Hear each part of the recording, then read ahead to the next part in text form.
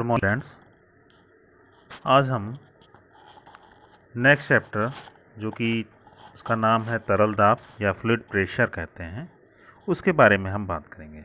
मैं रवि प्रकाश गुप्ता आपको आज तरल दाब के बारे में बात करेंगे या फ्लूइड प्रेशर के बारे में बात करेंगे। तो देखते हैं फ्लूइड प्रेशर होता क्या है, इसके बारे में आज हम देखेंगे।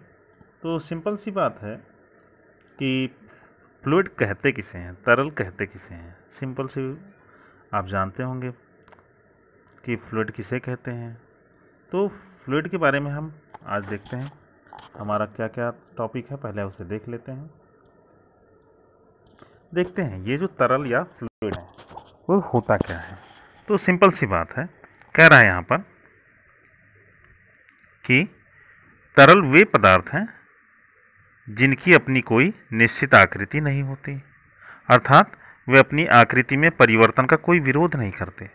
अर्थात जिस बर्तन में रखा जाता है उसी की आकृति ग्रहण कर लेते हैं। सिंपल सी बात कहने का मतलब है कि इनका कोई शेप एंड साइज नहीं होता। सिंपल सी बात, चाहे हिंदी मीडियम हो चाहे इंग्लिश मीडियम, दोनों ध्यान से सुन सकते हैं कि फ्लूइड या लिक्विड या कोई भी फ्लूइड की बात करें तो इनका कोई भी शेप एंड साइज नहीं होता है। ठीक है भाई। तो और दूसरी बात क्या है कि ये अपने भी स्टेट में चेंज होता है तो उसका कोई भी वो अपोज नहीं करते, विरोध नहीं करते। ठीक है भाई।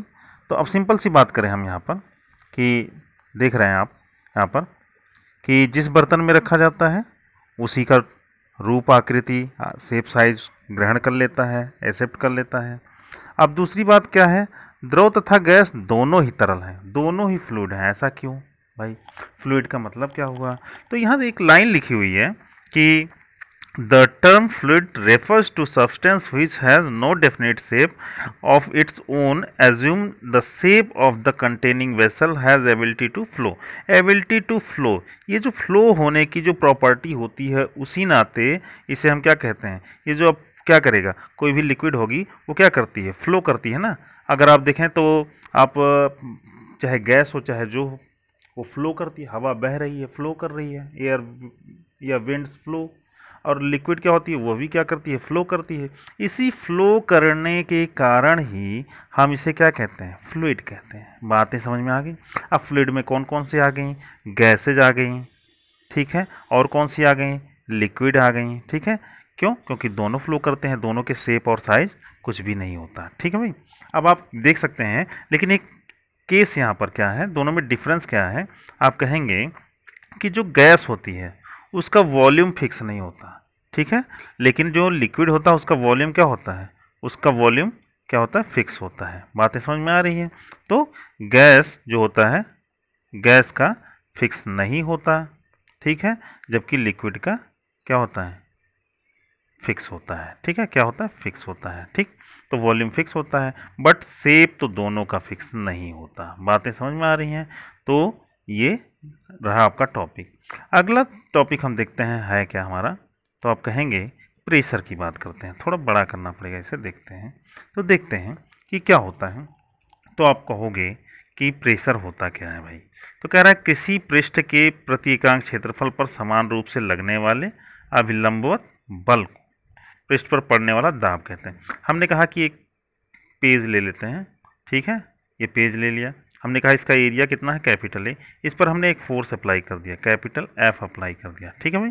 तो अब फोर्स लगा पर यूनिट एरिया, नॉर्मली ध्यान दीजिएगा यहाँ पर नॉर्मली अप्लाई हुआ है। ठीक है, तो नॉर्मली अप्लाई होगा तो फोर्स पर unit area is known as pressure. Pressure को किससे रिप्रेजेंट है, पी से। अब इसकी जो यूनिट होगी आप देख रहे हैं न्यूटन पर मीटर स्क्वायर, या आप देख सकते हैं न्यूटन पर मीटर स्क्वायर, या दूसरी यूनिट इसकी क्या हो सकती है, पास्कल।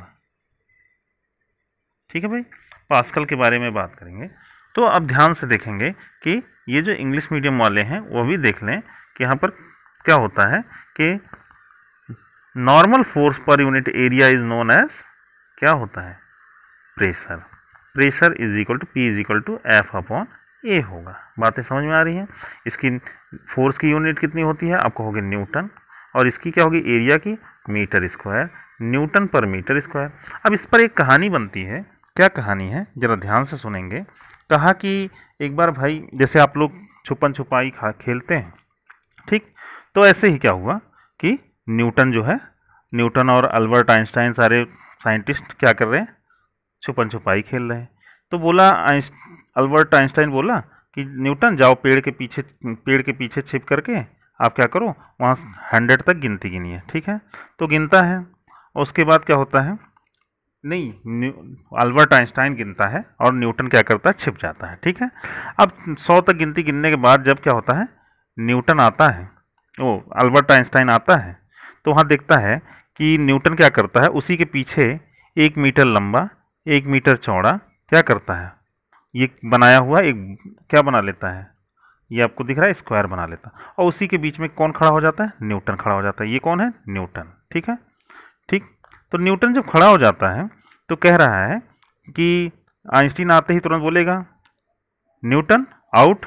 तो न्यूटन क्या कहता है, आई am not Newton, I am Newton per metre square. ये क्या है, 1 मीटर लंबा 1 मीटर चौड़ा, तो 1 मीटर स्क्वायर हो गया। और ये क्या हो गया, Newton, I am Newton per metre square, so I am not Newton, I am pascal.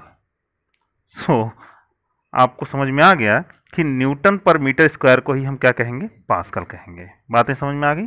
तो हम आज के लिए इतनी ही बात करेंगे, फिर दूसरे टॉपिक पर कल बात करेंगे। धन्यवाद।